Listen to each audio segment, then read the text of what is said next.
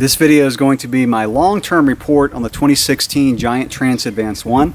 I just got back from a trip in the mountains, so I want to report on how it did up there and give a long-term update. So here we go. Now before I go up to the mountains, I will take my trail bike out on my local trails, which are flatter, just rolling trails, just so I can get used to the bike. And every time I jump back on my trail bike, this one included, it always feels a little bit sluggish after riding my cross-country bike for a while.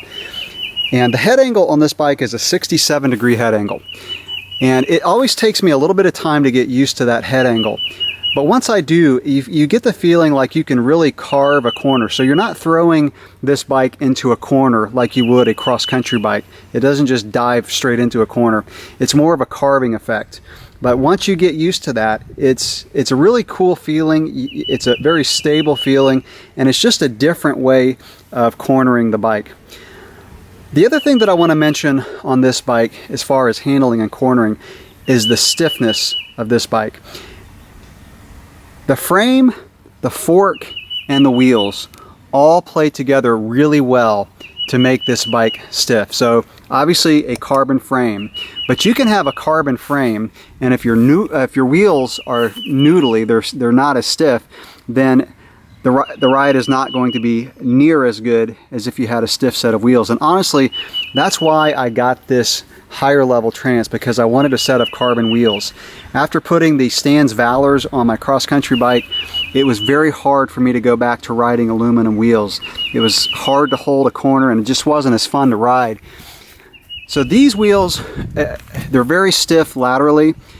These wheels aren't as compliant as my Stans Valor, so they're a little bit more harsh as far as absorbing bumps. But with a full suspension bike like this, it doesn't matter as much. Now if these wheels were on a hardtail, it would be a little bit of a harsh ride. But the great thing about these wheels is how stiff they are laterally. They really hold a line well. And cornering on this bike on my local trails is actually more noticeable as far as the handling characteristics than up in the mountains. On my local trails, I've got really good traction. You're not going as fast as you are on a mountain descent, but you can really throw this bike into a corner. It's very stable, handles very well.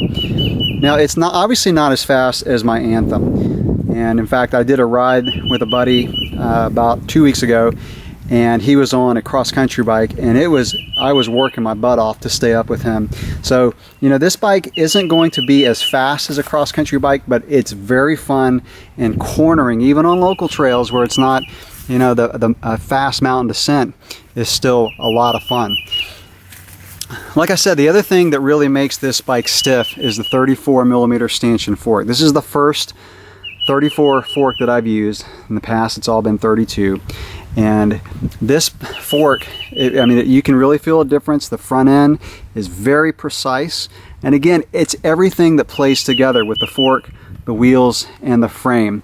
Now, up in the mountains, when it's usually rocky or rooty, and you're coming down a descent, you're not throwing the bike into a corner like you would, you know, like I said, like on my local trails, because of the fact that the terrain is more loose, it's choppy, so the grip isn't quite as good. But where the stiffness really helps in the mountains is going through rock gardens or really rooty trails on a fast descent. So the faster you're going, the rougher the terrain, the more a stiff bike is really going to help it hold a straight line. So if you're going through a rock garden on a bike that's not so stiff, the bike's going to jump off its line. You're going to have to work harder to hold its line, whereas this bike, the stiffness of this bike really helps the bike hold a solid straight line in chunky stuff, especially when you're going fast down a descent. I want to mention one more thing about these wheels, and that is the fact that these do a great job as tubeless. I've always run these as tubeless, and I was a little skeptical because I've only used Stans wheels in the past as tubeless. And these things, as you saw in my first video, they seat up really well, and they have held perfectly. No tire burps. I've had actually no flats on these tires. And in fact, they seat so well, it's hard to unseat. So before I went up to the mountains, I wanted to add some Stans fluid, and the way I do that, I just deflate the tire I unseat the bead from the rim and then dump in the fluid. It took a lot of effort to get these beads out of the rim to put the stance fluid in, so they really lock in. I don't think you'll ever burp this tire on these rims unless you just slam into something so hard that you'd probably break your rim before you burp the tire. So I'm really impressed with how well these wheels do as tubeless. The tires, I like these Schwalbe tires a lot. They have the snakeskin sidewall, so Schwalbe's in the past have been known for weaker sidewalls. With this new snakeskin that they're doing, it really works. The tire, I've had obviously since I said no flats, no tears in the sidewall. So it's really firm, and you can feel just how strong those sidewalls are just by pressing on it. I like the knob pattern, a lot of grip with these tires, and pretty smooth rolling tire for one this big with this much grip. I want to talk about the gearing on this bike because this is the first 1x11 that I've used on a trail bike in the mountains, and it's the first 1x11 that I've used in the mountains. I've used a 1x10 on a cross-country bike, but never a 1x11 and never a 1x system on a trail bike. All of my trail bikes in the past have had 2 front chain rings. And so this has a 32 tooth front chain ring, an 1142 cassette in the back. And I am now a believer in the 1x systems for trail bikes. I was honestly a little bit skeptical. I went into this bike with an open mind. I wanted to try it, and it works very, very well on the trail. When climbing, I never felt like I needed an easier gear. Would I have used one if I had it? Probably, but I didn't need it. Some of the climbs we were doing were, seriously, like 2 miles an hour, almost as hard as you could go for some short sections, and any slower and I would have been walking. So for climbing, this gearing works very well. What you lose with this is your top end. So after about 22 miles an hour, I start to get above my normal cadence. But on the trail, I never had that problem. It's always on a gravel road, kind of a descent, or pavement. So that's where you lose a little bit of top end. Now, what you could do is, if that's a problem, is, Shimano's coming out with a 46 tooth cassette. So in theory, you could get a little bit bigger front chain ring if they make it for this. I don't know if you can get a bigger, I probably could get a 34, and you could get the bigger cassette in the back and probably have about the same gear inch as you would with this system. But again, for the trail application, this gearing works very, very well.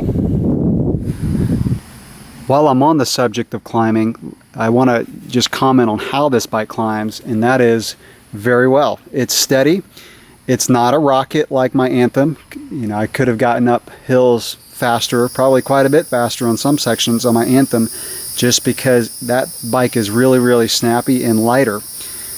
But this, it just climbs really well, and when the terrain gets chunky, it really has good grip. I would climb pretty much in this middle setting. I would never lock out that shock unless I was on a very smooth gravel road. If I'm on a really long gravel climb, I like getting out of my saddle, and so I will put it in the lockout setting for that, and I'll lock out the fork as well. Just so I can get out of the saddle for a minute or two, just to kind of break up your climbing rhythm. But for single track climbing, I left it in that middle position, and let me just say that this shock is very firm in the middle position, but it opens up very well when you hit a bump. And this shock is firmer than other float shocks that I've used in the past in that middle setting, which really helps with climbing, even out of the saddle.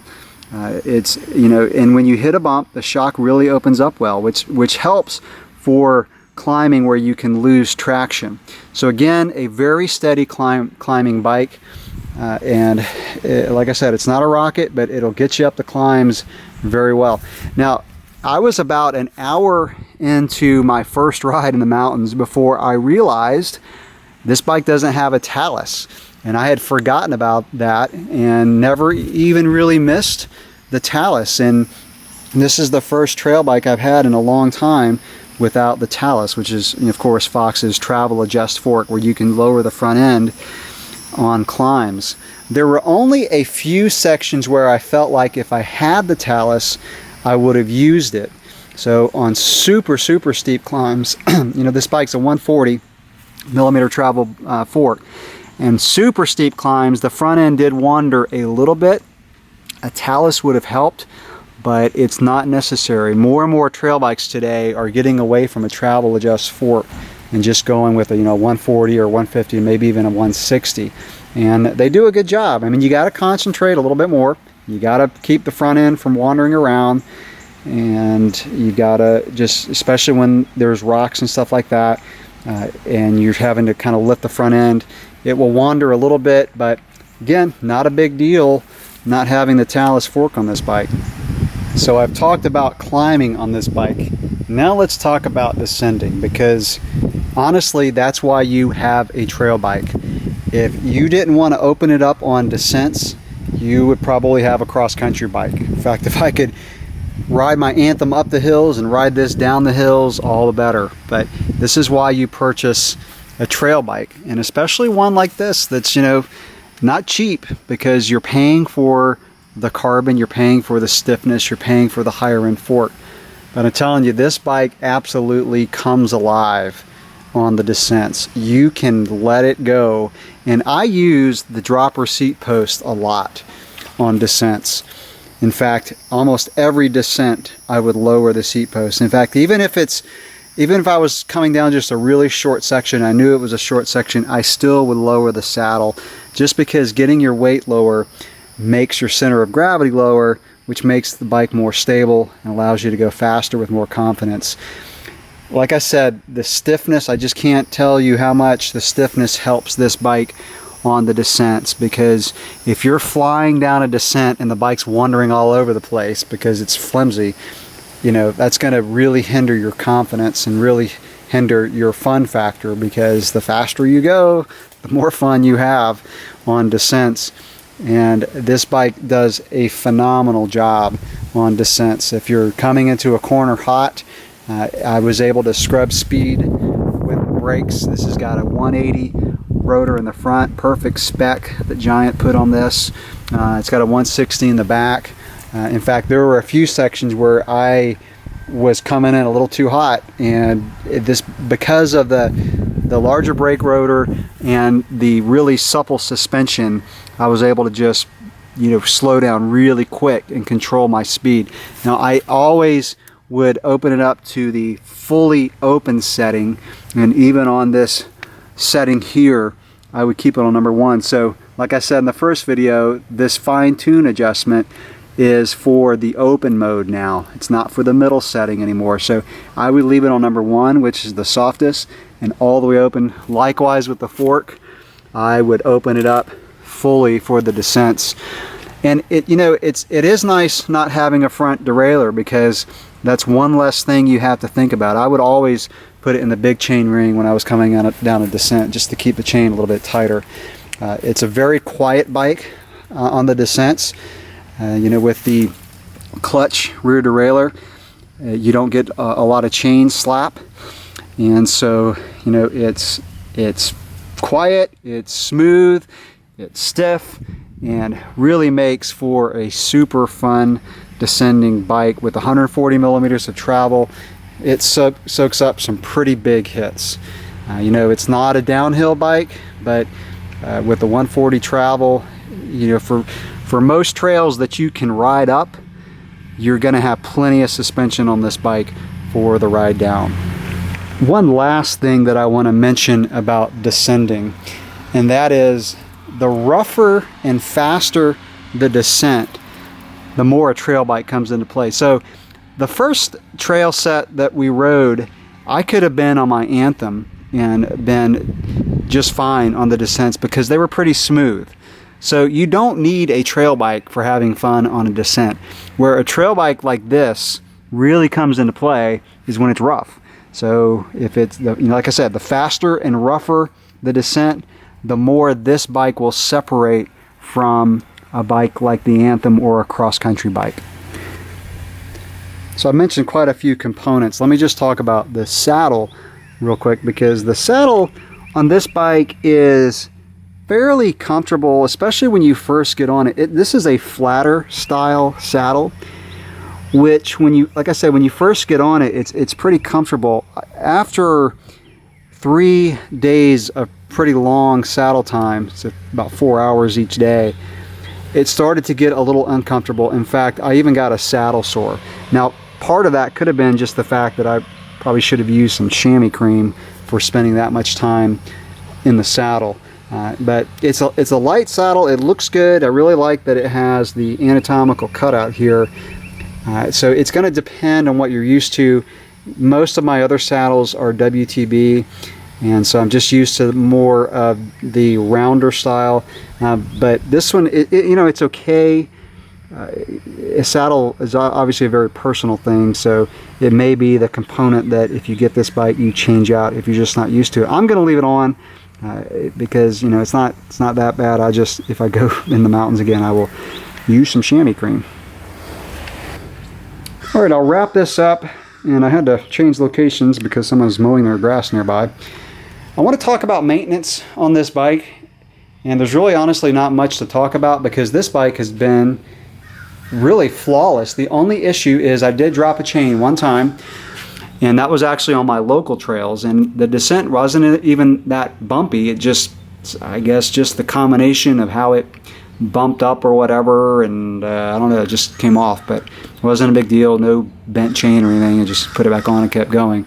So again, this bike has been just flawless. I mean, I haven't put in a ton of time on it, so I probably ride it on my local trails maybe an average of once a week. But, you know, I pushed it pretty hard in the mountains and had absolutely no issues. Like I said before, not even a flat tire.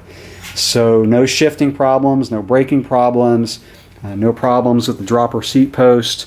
So just perfect. I mean, you know, there really is nothing much to report. It's probably coming up about time to change the oil and the shocks. But, you know, other than that, it's been pretty much a maintenance-free bike. The Giant Trance Advanced is the type of bike that makes you want to throw the bike in the car, drive across the country, and find places to ride. And the reason I say that is because it is such a versatile bike. With the exception of cross-country racing and bike park and extreme downhill stuff, this bike will cover almost any type of terrain, whether it's just rolling, flowy single track, rough climbs, steep climbs, rough descents. This bike really covers it all and is very versatile. This could be the one bike for a lot of riders out there. Unless you're a cross-country racer or you're a downhill rider, if you just like riding mountain bikes on a lot of different type of terrain, this is a bike I would really consider. And by the way, if you're watching this video and you are trying to decide between an Anthem and a Trance specifically, I am going to make a video that compares these two head to head. I know I made my cross-country versus trail bike video, and that video should really be helpful for you if you're trying to decide, but I decided I'm going to make one that really compares the Anthem versus the Trance. So that's going to wrap it up for this video. Like always, if you have any questions or comments, just leave them below for me. Thanks for watching.